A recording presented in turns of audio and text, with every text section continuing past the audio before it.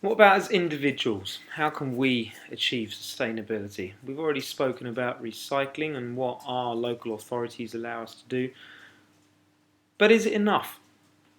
The way we measure this is by something called an ecological footprint, not to be confused with a carbon footprint. An ecological footprint is, as it says here, the area of the Earth's land and water needed to provide resources to an individual or group and absorb their waste. Bit of a possibly complicated description. Essentially what it means for you as an individual, how much land do you need to produce everything that you use? How much land do you need to grow all the food that you eat? How much of the Earth's area do you need to produce the metals that are in your phones and your computers? How much of the area of the Earth do you need to produce all the oil and the coal that produces the electricity that powers the tram that takes you to school in the morning? How much land do you need to dump all the waste that you produce each day? The crisp packets, the Lucozade bottles, all that sort of stuff. That's our ecological footprint, the amount of land that we need to sustain ourselves. And as we saw in the lesson, there's a very interesting and easy to use website here. You can either take this website straight off the video or just go to Google WWF footprint, and it should come up as at the top of the Google list. So it's very simple. Just to start, it measures the food that you eat, how you travel, what you do in your home, and the stuff that you use. And it makes a footprint for you. And it's measured in planets. Now, as we saw in the lesson, even though you lot are young, you don't necessarily travel around in planes every month, you don't drive around in cars very often, the council allows you to recycle things, we still need a lot of planets to sustain ourselves. In the lesson we saw examples of people who need 2.5 planets, of people who need 4.5 planets. Okay. In terms of the global dimension, this is where we are at the moment. Okay, up to about 1984, the amount of resources that the world was using was fine. We had enough to be able to sustain ourselves. The number of planets that we needed to sustain global life was, up until about 1980, 0.9 planets. So we were fine, because obviously we've only got one planet, and that's never going to change. But after the mid-80s, the amount of resources that we consumed started to increase to the point that by around about 2010, we were up to 1.2 planets. For the Earth to sustain itself at the rate that we're using resources now, we in theory need 1.2 planets. That's obviously never going to happen. So there's a problem.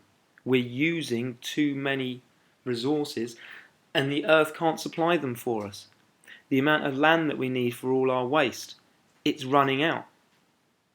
So this is why we need to start thinking about recycling, about sustainability, and things like that.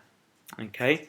Now, in one of the lessons, of course, we saw that, I believe it was Natalie, she's been on a plane 3 times this year. Okay. If everyone lived like Natalie, if everyone shared Natalie's lifestyle, we would need 4.5 planets to sustain the human race. 4.5 planet Earths. Okay? For some of you, I think it was maybe 2.5. But the key thing is here, there's a pattern. Even though we think we're not using that many resources, we actually are. Some of us did this exercise here about mapping the eco footprints of cities in Britain.